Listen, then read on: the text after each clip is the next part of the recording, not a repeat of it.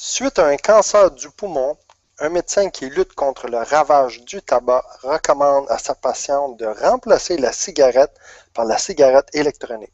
Selon lui, si tous les fumeurs fumaient des cigarettes électroniques au lieu des cigarettes standards, il n'y aurait pas 65 000 morts chaque année à cause du tabac, mais seulement 65.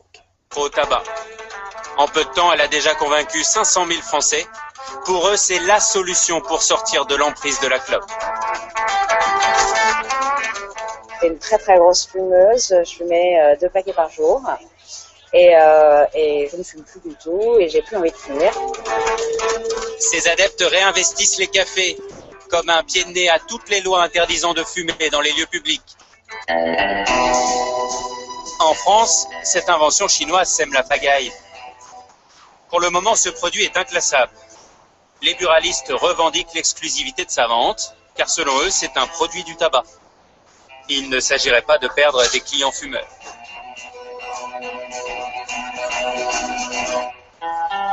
En face, les pharmaciens aimeraient que la cigarette électronique soit prescrite pour arrêter de fumer.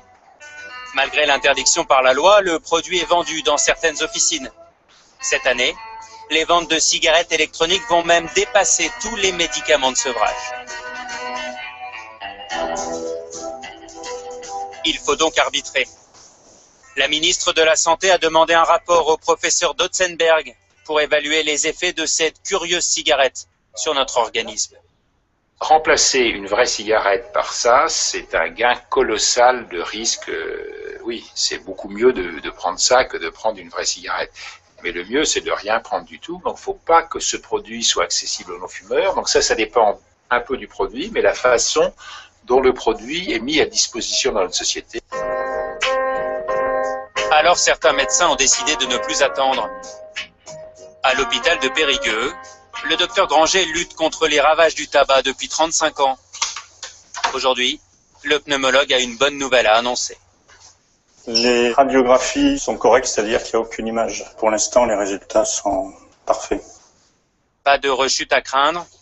Après la découverte de son cancer, Maryse a subi une ablation du poumon. Ici, comme la majorité des fumeurs, la plus grosse difficulté pour elle a été de dire non à la cigarette. Il est le seul médecin français à avoir mené une étude sur 100 fumeurs. Résultat à 3 mois, grâce à la cigarette électronique, 8 ont arrêté le tabac et 66 ont fortement diminué. la vapeur de la cigarette électronique, 1000 fois moins dangereux que la fumée de tabac. Et si effectivement tous les fumeurs passaient la cigarette électronique, au lieu de 65 000 morts, il n'y en aurait plus que 65. Donc moi ça m'irait totalement, puisque mon seul but c'est d'éviter les problèmes de santé.